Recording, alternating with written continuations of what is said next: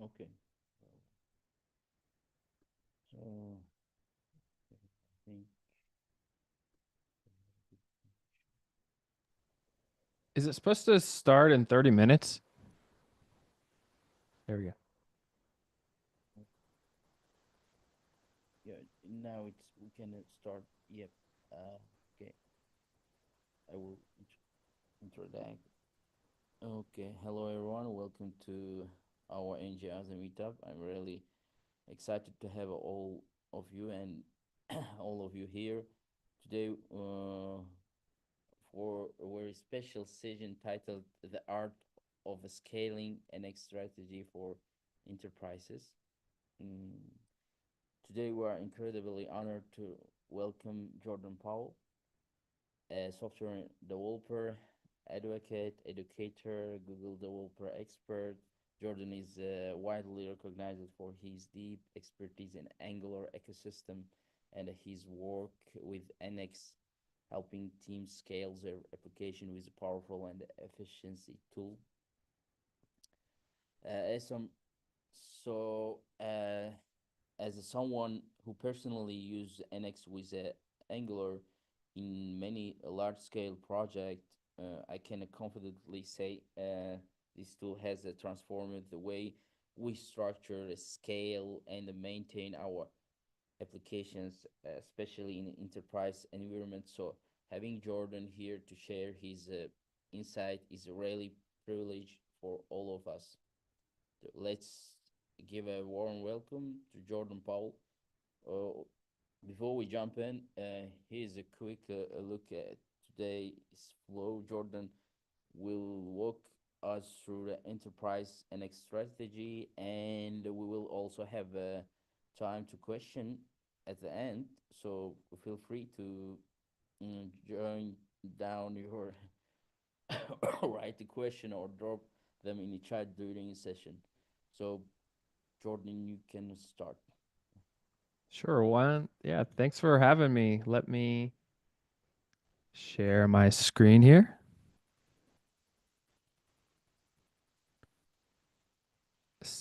Says I need sending a request to share.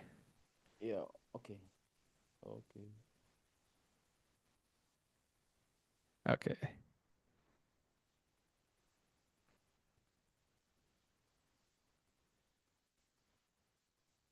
One second here. Oops, not that big. Okay. Can you see my screen now? I don't Yeah. think you Yeah. can. Yes. You Yes. can see it? Yes.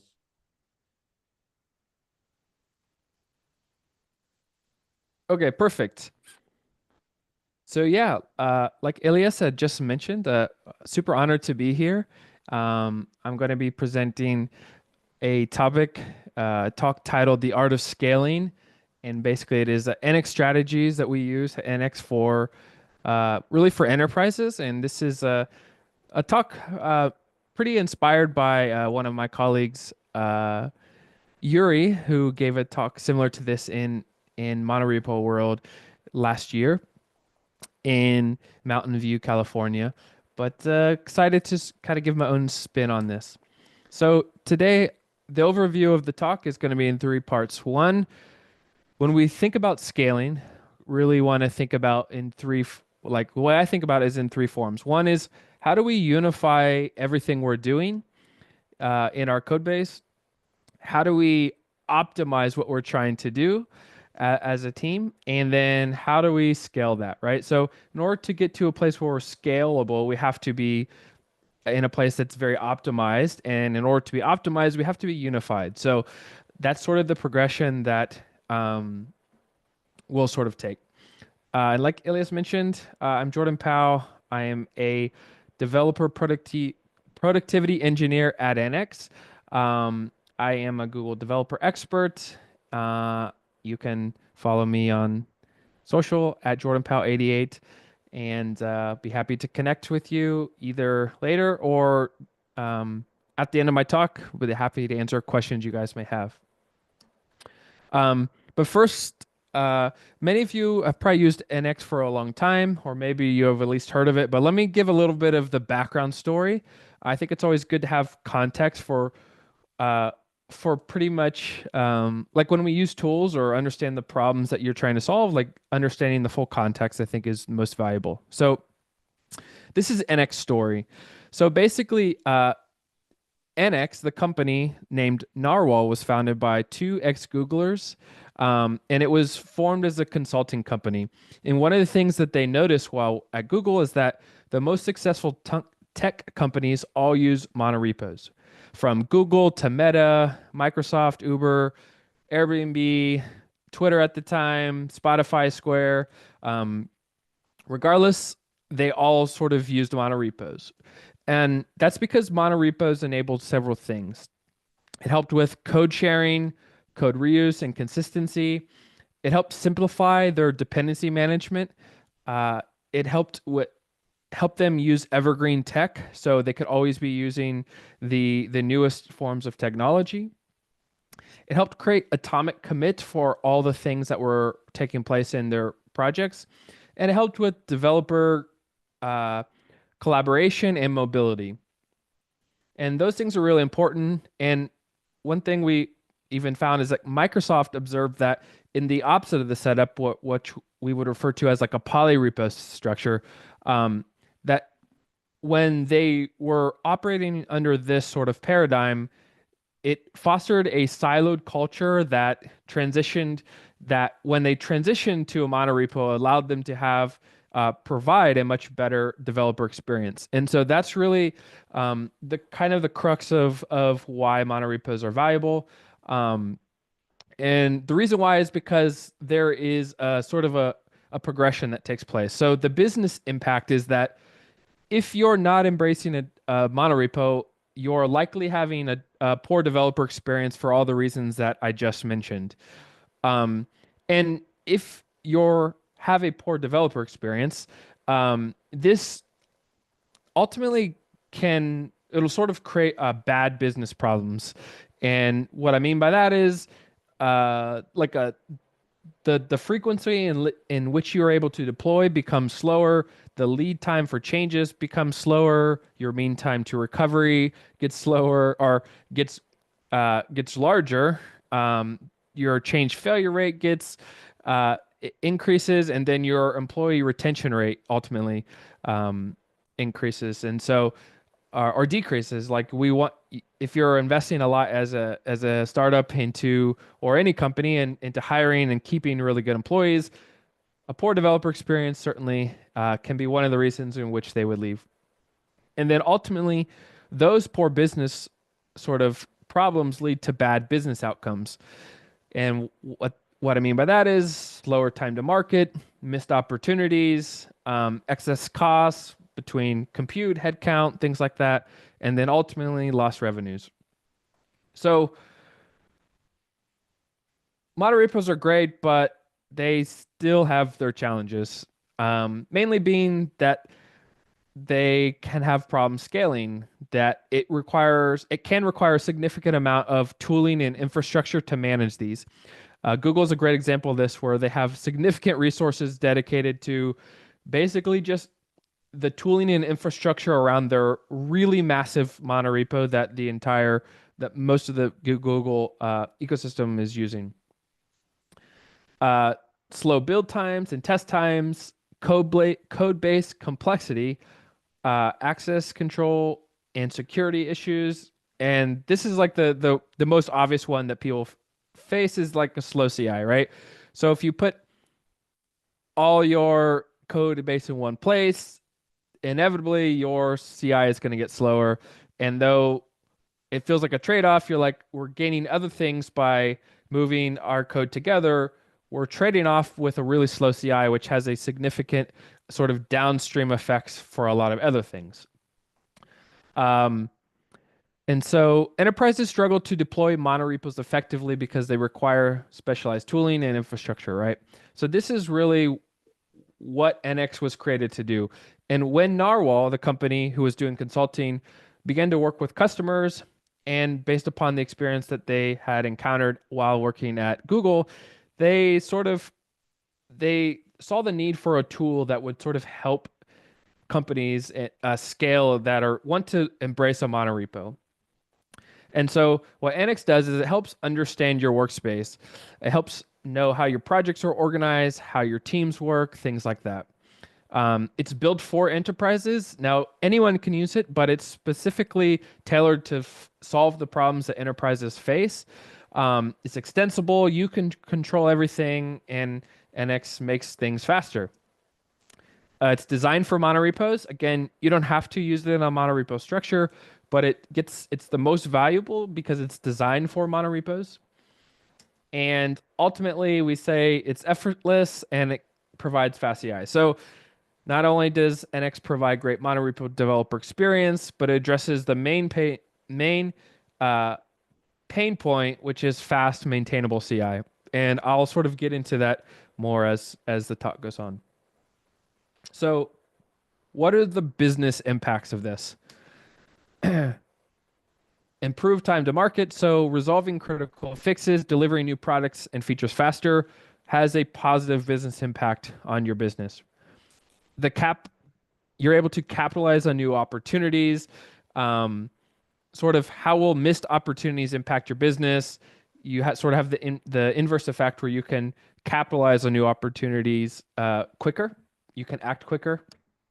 You will be able to reduce your costs, so you're spending less on CI, less on headcount, limiting employee churn because of the improved developer experience.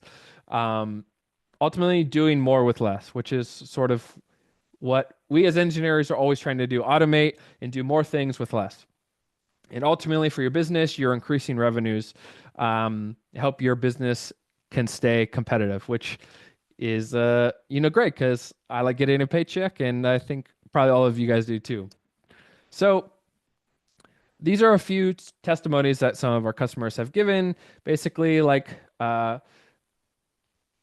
VMware said that their CI times were reduced by 83%. Like this is significant numbers, 83%. Imagine your CI is taking forever and then you could reduce it by 83%. That's crazy.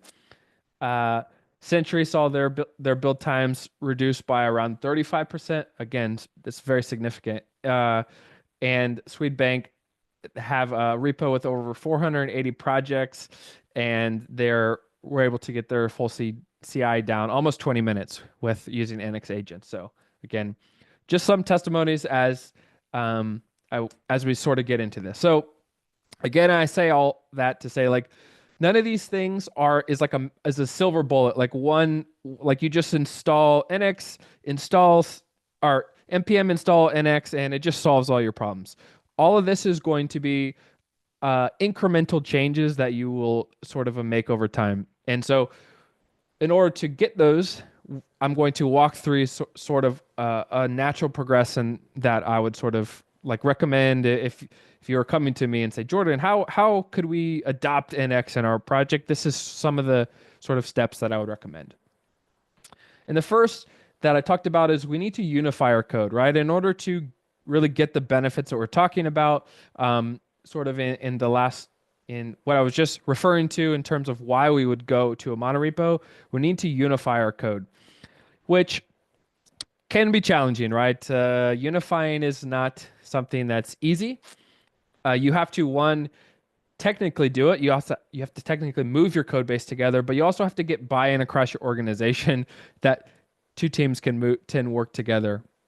So let's look at like a pretty simple example. So say we have a project that maybe we have in our company. We have maybe like a Remix app, maybe we have an Angular app, maybe we have like a TypeScript component library or some type of npm package that we publish, and there our Remix app and our Angular app consume that, and then maybe we have like a Java backend, something like that. So this is maybe like there's probably variations of many of this that you are all using, but this is like something a similar type of structure like many people would be using.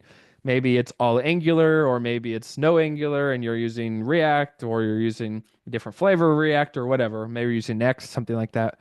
But regardless, you have like something that looks like this. So what we want to do is we want to take this structure and we want to wrap it inside of a single workspace. So in order to unify that, how do we do that? So one thing we want to do is instead of taking having our Angular app and a Remix app uh, import our TypeScript library from npm, we want to be able to directly import that inside of our workspace. And that's a really main, it's like a low hanging fruit benefit to doing this. So there's several main benefits to this. One is you get direct feedback. So the problem is if this TypeScript library changes, you have to publish a new version to npm, and then in order for the applications to use the new version, they both have to then go in and update their dependency version of that library and redeploy for it to consume that new change. So really you have to do like three separate deployments for both of those projects to take in this newest version. With this being in a single monorepo, all you have to do is make one change to that TypeScript library, your Remix app, and your Angular app, then in basically pick up that change because they're doing a direct import of itself locally. And one release could, in theory, just release both the Remix and the Angular app. And you could also deploy that TypeScript library to npm if you wanted to. But again, that's just showing one example of sort of how this works. But in order to uh, get this all in one workspace, we have to start somewhere. So a little while ago, NX released something called NX init, and this command is really powerful because what it can do is it can you can go into any sort of code base. It could be a Java project, could be a Remix app, could be a Next app, Angular project, anything like that, and you can run NX init. And what it's going to do is basically two things. It's going to add a dev dependency on NX, and it's going to create an empty NX object in your package.json file, and it's going to create an nx.json configuration at the root of your project. This is where NX uh, uses it reads certain properties and configuration values to essentially configure how NX is operating in your project. So just by running NX init in our Remix app, we get these two changes, but we get a lot of powerful benefits. So by running that, we now unlock two very powerful features, being parallelization and caching.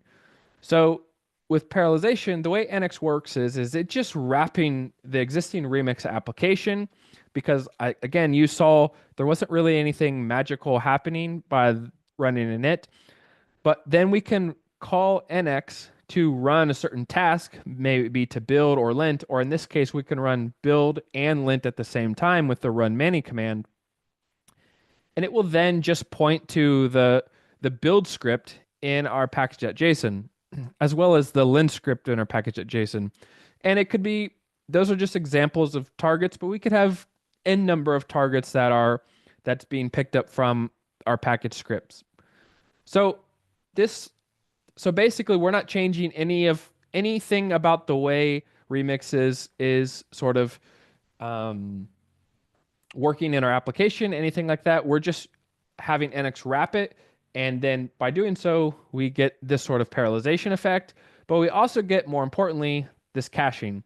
So if we ran build and then we did some work or something and we ran build again, it could, in theory, only needs to build the things that it hasn't built previously. So by adding an X, we get this caching effect. So on a single application like this, it's valuable, but not the most valuable. But as your monorepo begins to scale and you have maybe dozens, hundreds, maybe thousands of projects in your monorepo, this caching effect becomes has like a compounding effect that becomes really, really valuable.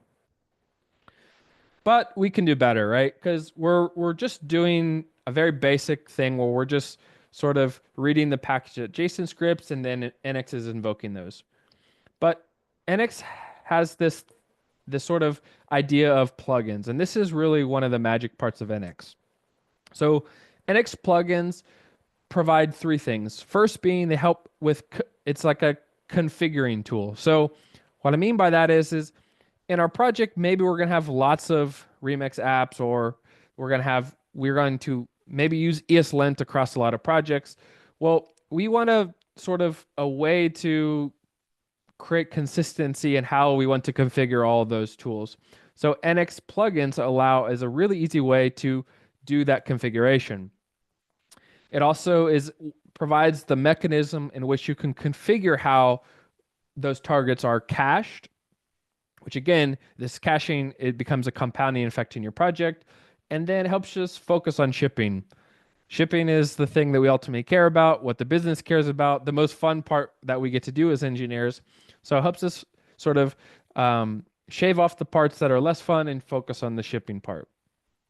And we like to say NX plugins are like VS Code extensions, where let's just say maybe many of you have used something like Playwright, something like that, or Jest, or lots of there's many of examples of VS Code extensions that without them you can still write a test in VS Code. You know there's no hindrance, like you have to have this extension in order for you to interact with your code in inside of VS Code. But when you add the extension, it really just provides like enhanced experience where you can easily run like a specific test, or you can debug through things. Those are the types of sort of enhancements that a VS Code extension provides on your code base. And that's the way we look at plugins in NX. So you don't have to use them, but by using them, embracing them, you're really just sort of enhancing the developer experience across your projects. And again, they enhance but not interfere. That's sort of what we try to think about when we are looking at this. So the way this works is, so in a Remix app, Remix is using Vite. So the way you would do this is we would install this NX Vite plugin. It's basically an npm package, and what it is it contains it's like its own package. And what it does is uh, it will generate the different Vite scripts it can run. So it'll say, oh, there's going to be a dev target, a build target, and a preview for Vite, and it knows that by reading your Vite config. So the NX Vite plugin will consume the Vite config, be able to identify the targets that can be ran from it, then invoke the Vite CLI, which will then call your Remix app. So instead of before we would use terminal to like call the Vite CLI directly to run dev or preview or build, now we just call NX to run those targets, which will then invoke this Vite CLI and call Remix. So it's just a wrapper around those things, but you get a lot of benefits by doing it because of the consistency that you're able to provide across and some of the other things we talked about. So that's using NX init. So you can run NX on any project, run init, and it will basically initialize an NX project around what you have. And when you run it, it will also ask you, do you want to add any of the plugins? It will recognize, hey, I see you're using Vite. I see you're using Remix. I see you're using Angular, something like that. And it'll say, do you want to install those plugins? In my example I did with no plugins, just showed you the basic bare minimum. But if I were to go ahead and add those, it would go ahead and do the scaffolding and configuring of that tool for me. So I sort of get the benefits of the plugins out of the box with just that init plugin or that init command. The second really thing is that this also works amazing with imports and with importing. And I'll show you an example of this. So now we have a Remix app that has NX on it. How do we then add that Angular application inside the same workspace? So the easiest way is we have an Angular CLI project. All we really need to do is just run NX import. And how this works is I just run nx import. I say this is the source repository, i.e., where what is the path to my Angular project, and then what is the destination directory, or where is the source of my Remix project. So nx import, where's my Angular project, where's my Remix app, nx workspace, and it will then move. It'll basically run kind of like a init does, but it'll move it into that project and then ask the same questions. Do you want to run? Do you want to install the Angular plugin? And it will then walk you through those steps. And then you get something like this, where you have a Remix and Angular app that are all in one workspace now. So now, if I make a change to, I can build both of those projects with one command. I can lint both of those projects with one command, test them, etc. But I can also, if I make a change just to the Angular project and I run build, it will read the build cache from Remix because I didn't affect anything on that. It will only build the Angular project. So on a tiny scale, you can see that we basically cut our builds in half in this case, which is valuable, but you could see as our project scales, this becomes exponentially valuable. So now that we talked about how do we unify our code into one place, second, how do we work on optimizing? Optimization is really important as we begin to think about in a practical level, how do we begin to tweak our code so that it becomes the most valuable? So let's go back to this original example that we have. So let's say we were to continue going through the exercise we just did, where we are importing our TypeScript library and maybe our Java app into this one repo. Now we have a workspace that has our Remix, Angular app, TypeScript library, and our Java backend API, all in one workspace. So the reality is over time, we're probably going to say, maybe that TypeScript library that we had, maybe we want to separate it into two smaller parts, or maybe we add some functionality. And so it depends on two other libraries. And maybe that Remix app, it's getting a little big, so we want to separate it into three separate Remix apps or libraries. So that the one Remix application depends upon maybe a checkout feature library, or maybe it is a store feature library, or a product library, something like that. So you can separate your application into smaller vertical slices that become almost like domains uh, of libraries. And so this is a way you can sort of not make your apps massive, but you can make them smaller, right? And so then the effects of any given change becomes less uh, damaging through your graph as you work through it. And the same thing with our Java project. Maybe we split that up, Angular project, etc. So our project begins to look like this, and then we scale it, and then it becomes maybe even bigger than that, and then we add tests, and before long we have a pretty big graph, and we see customers or enterprise customers that have hundreds and even thousands of libraries in their workspace. So this can become a bit wild in terms of like, how do you optimize all of this so it works well together? We have some level of cohesion, some level of consistency, and these are sort of the things we think about. So how could we go about standardizing this? And going back to what we talked about before with plugins, we have something called a generate plugin. And what we can do with this is we have out of the box one. So we have a React generator, we have an Angular generator, and you can create libraries. So maybe you want to separate your Angular project into a smaller subset feature domain, something like that. You can just run a generator for the NX Angular library, and it will scaffold out all the projects, so that way you can easily it kind of is all the boilerplate for you, which is really nice. But the really valuable thing is you can create your own generators. And this is what's really powerful is when you're thinking about optimizing, how can you as an organization write code that follows certain standards, right? So maybe your your team has certain standards around linting, maybe has certain standards around naming conventions or things like that.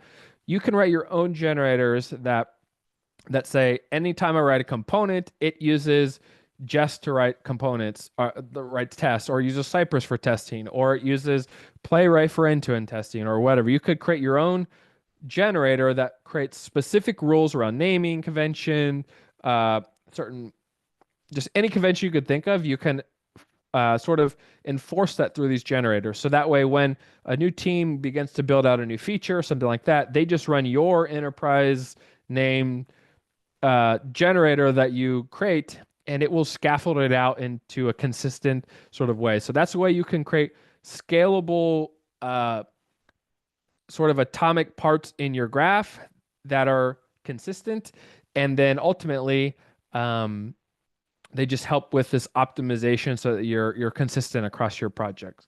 And then ultimately, if say you make a change and you say we want to change the way our projects maybe have a certain naming convention or something like that, you can also create your own generators that will do a migration. So it can say, we followed this standard, now we want to change it to be a little bit different. We can write our own generator that migrates all the projects and it changes that standard from the old one to the new one. So by creating a standard today, it helps with changing that in the future. Sometimes people get hung up on, well, I don't know what the standard should be. And so they just so then you sort of go through, you kind of allow anything to happen. Well, even if you're not sure, creating some standards is good because it makes it easier to collectively change across your graph in the future because you could just write a generator that does that. So now that we can easily generate code, right? Generating code is valuable, but that's not the most challenging part of sort of this equation. So who would review that code? That's a really important part of this optimization. So how you can do that with NX is we have something called PowerPack code owners. So many of you have probably used GitHub code owners before, and this is think of it as like this is like a sidekick to that feature. You can just npm install this, or you can use NX add, and it will install this in your project. And what it does is creates an owner's property in that NX configuration file at the root of your project. And then basically you can create different patterns. So what we can say is hey, maybe we have a DevOps team and maybe we're using GitHub Actions. So we say any files change that are in our .github workflows folder, we want our DevOps team to be the people that own this, that make sure that they review this on a PR change. Or maybe we have a backend team that we want to make sure that they are the ones that are reviewing backend changes. Well, maybe you have backend projects throughout all your project, and this is where like code owners can get tricky because it's hard to keep all those in sync. But NX in NX, there is a ability to add a scope to every project, or think of it like a tag. So you could add a scope to every project that the backend uses called backend, and so that way, what this with this code owner's entry here is going to say any project that has the backend scope, the backend team, the at backend team code owner must review that PR. Same thing with the front end. So it could be by like a generic specific, or you could have our Angular team or our Remix team or even our design team. It's that TypeScript design component library, something like that. You could have you could separate these and slice and dice them any way you want. But the important thing is that this creates an easy way for you to sort of assign ownership across your project. And this is a really important part because as your project scale, there'll be certain parts of your monorepo that you probably never even touch, or parts that you are like maybe a little. Uh, can you still see my screen? Yeah, but it's the presentation and other stuff. It's not moving. It's not Maybe. moving. Okay, okay, no worries. Uh, Okay. and so how you can do this is there's an xsync command. So the way this works is the challenge with code owners is you have to manually keep them in synchronization by creating tags on your projects. Then NX can, and you create these rules in your config, then the NX sync command will automatically sort of generate this and keep this in sync. So what this ends up doing is it will automatically write and update your code owner's file so that it will do things like this. It says the workflows file should be owned by the DevOps team, and the Angular form control should be owned by the design team or the Angular team, or the API app should belong to the backend team, something like that. So before you sort of have to do this by manually, but again, as your project scales, this becomes very cumbersome, and this is where this is really valuable. So finally, how do we scale this, right? So we're following all these rules. We have some level of optimization and unification, but how do we make sure that we can actually scale this so our CI doesn't take like an infinite amount of time, right? So we would do this through something called conformance in NX. And again, you just install this by using nx add nx power pack conformance. And the same way, we just create instead how we had the owner's property or nx config, you would just have a conformance property, and you're going to create different rules. And so what this is going to do is the last example we just used where we create a owner for the different projects of our application. So maybe someone on another team created a new project and forgot to add a target or a scope to that project. This conformance rule here would basically go in and fail CI that says, hey, you just created a project that doesn't belong to anyone. There is no owner to this. And so this conformance rule ensures that every project in your workspace has an owner. And of course, you can write exceptions. You could say just these projects we want to ensure have owners, or all the projects except a dash, like a project that a target that are a project that is dash EDE, like an end-to-end application, something like that. So this is how you can not only keep your projects so that in sync, so that they have correct ownership, that you also make sure everyone has an owner, which is as equally as important. We also can do something like enforce module boundaries. So you can do something like, again, you just create a second rule that uses enforce project boundaries, and you can make sure like that you could set rules that says this library cannot depend upon this library. So maybe my backend should not ever import anything from our Angular application. Like that's probably a boundary in our modules that we don't want to enforce. And so, and the cool thing is that those are just two examples that we kind of provide out of the box. You can create your own custom rules for anything. You could say, we never want, I don't know, we never want to, I don't know, think of anything. It's just like any script that would run, you can create that. And we've seen some pretty cool examples of this, but you just create a rule, point to the file that you would want to run. It's just a function, and that function will fail if it meets a certain condition. So it's pretty similar. It's kind of like how you'd write an ESLint rule, something like that. And then the way you enforce this is in NCI. You just run nx conformance check, and it will then print out an output like this. And in this case, like it'll say like, hey, there was a failure because a dependency on an app is project is forbidden. So basically, the admin app tried to import something from the API directly, not through like an HTTP request. So that's probably a module boundary we want to enforce. So we don't want the front end importing something directly from the back end. And the second failure here is the same thing where we have the inverse where the backend is importing from the front end. So this is an example of what you would see in CI. And this is a way, again, just to make sure that the lines being drawn in your graph, those edges are good. You could also make sure like there is no circular dependencies. There's lots of different things you could think of because these are real world problems that a lot of our enterprise customers running into that they're constantly trying to clean up. And so these are some of the ways you can go about sort of ideally starting this from the beginning so you don't create bad habits or problems that you have to clean up later. But these are ways you can add, and then hopefully you can create, initiatives around sort of cleaning this up. So finally, I mentioned at the very beginning, this is the most painful part of a monorepo is scaling CI, right? So oftentimes we see sort of this like this S curve of CI when it comes to when you embrace a monorepo. Like at first it's going pretty well, but at some point you'll feel this pain where as you add projects to your workspace, there's like a exponential increase in the amount of CI time that it takes.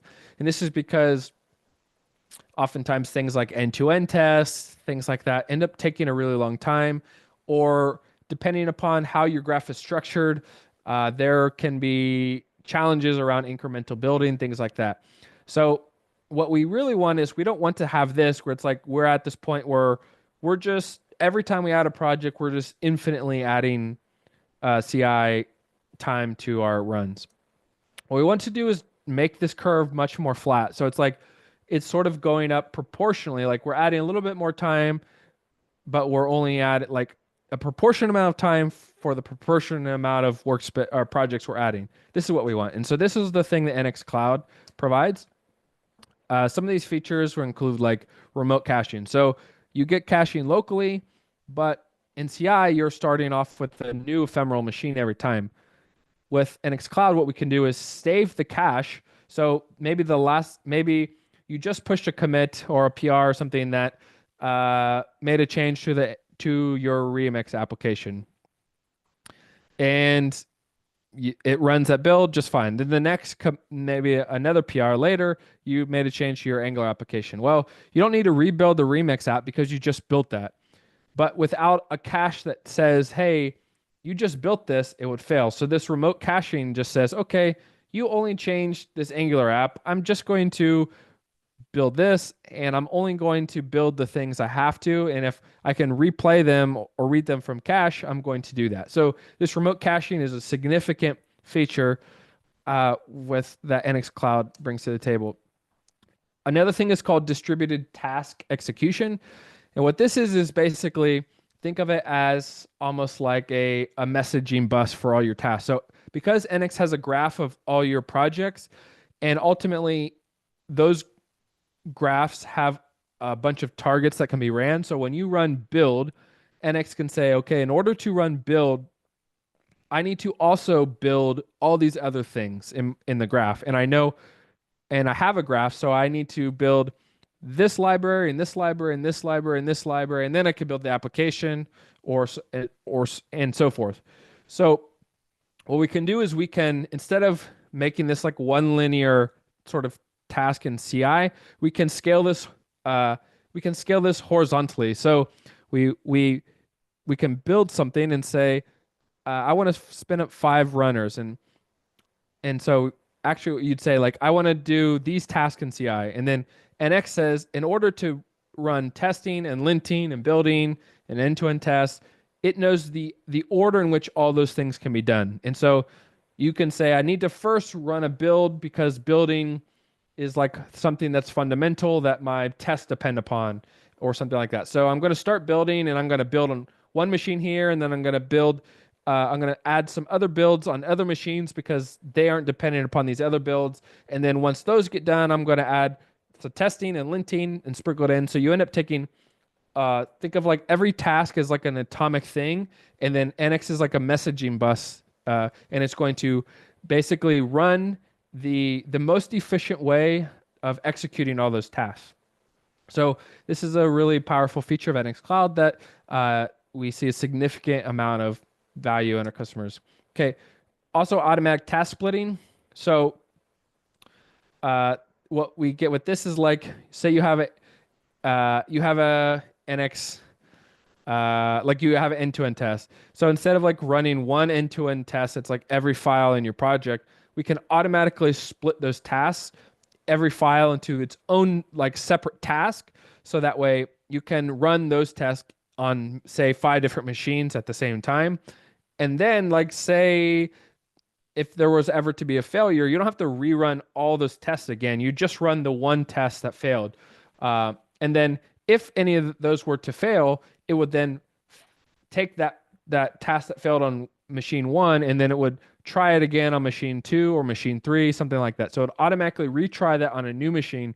So it'll identify something that's flaky, retry it on another machine. So again, this makes it so your your CI is much more reliable, much less flaky, and significantly improved speed. And then we can also do things like dynamic AI based agent allocation. So meaning like if you make a because NX is reading a graph of your changes, it and we only want to run the things that are the most that are affected by a given set of change.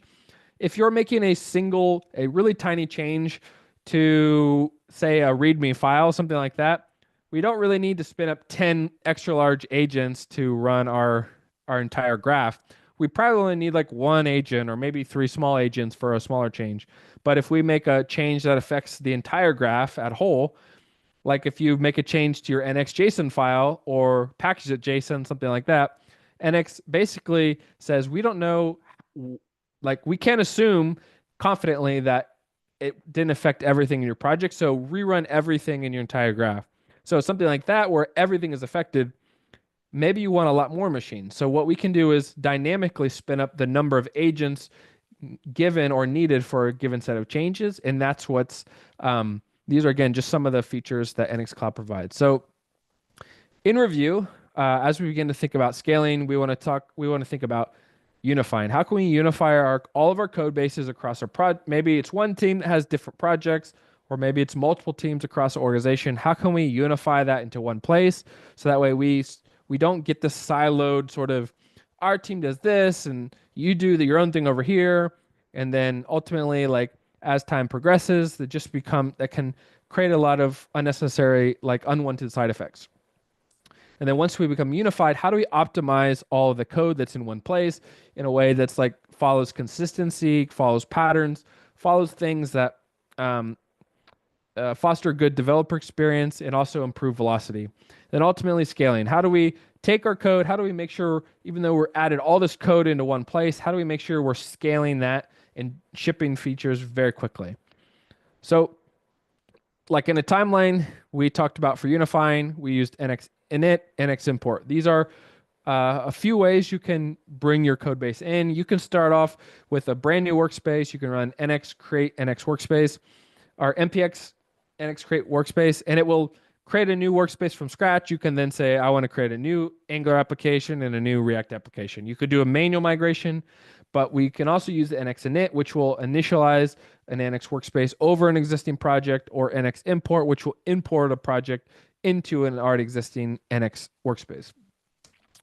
We also talked about some optimization strategies. So we can use generators to generate new code or run certain migrations, things like that. Those generators are pretty valuable and a fundamental part of kind of working in NX workspace.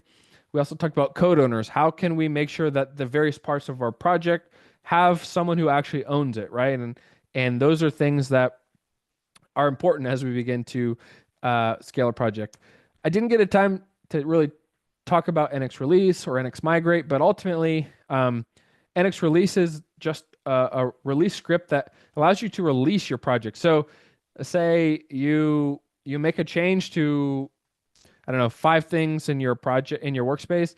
You want to run a release, and it'll basically say, okay, it'll look at change logs, or your commit history. It'll generate a change log for you, and then it will automatically release those projects to, I don't know, AWS or NPM based upon like what type of how you have how you're deploying your projects or applications. So this is a way you can really simplify the way you're releasing your projects, and you're doing it across your workspace. So again, you don't have to like all these separate deploys, and it becomes a somewhat manual human intervention process. You can make releasing very, very simple.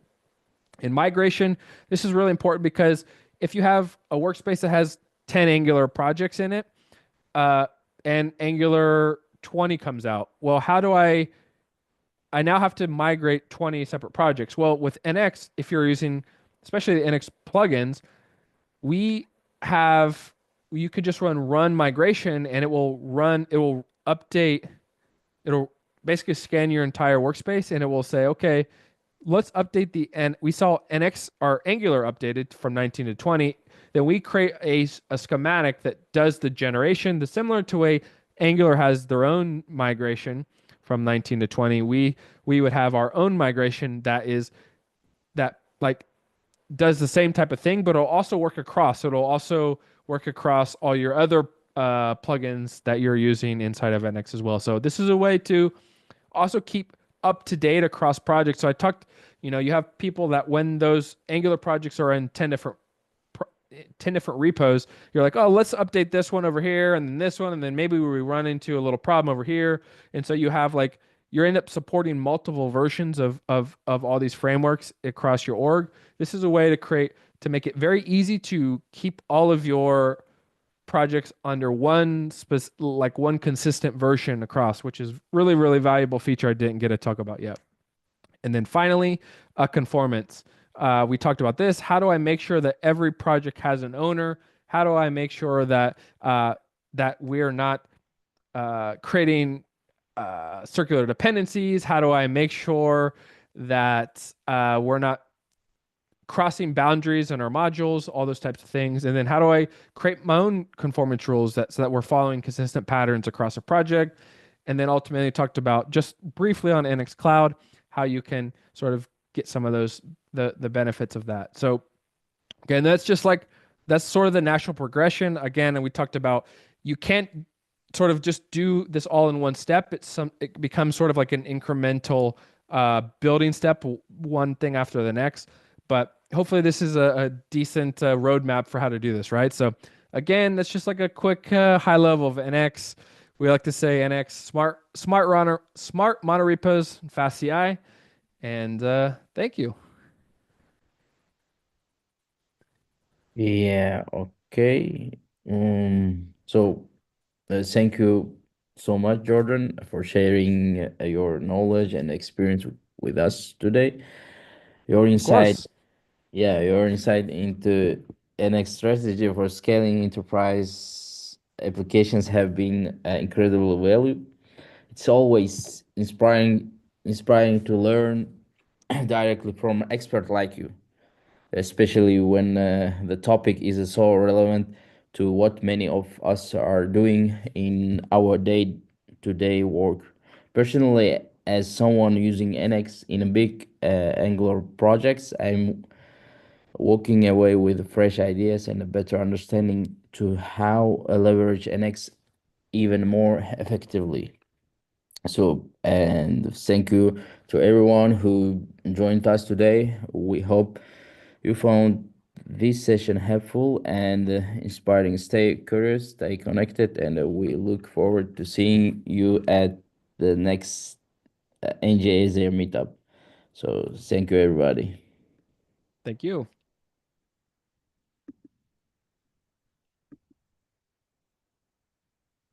So, that's it. Yeah, I just end my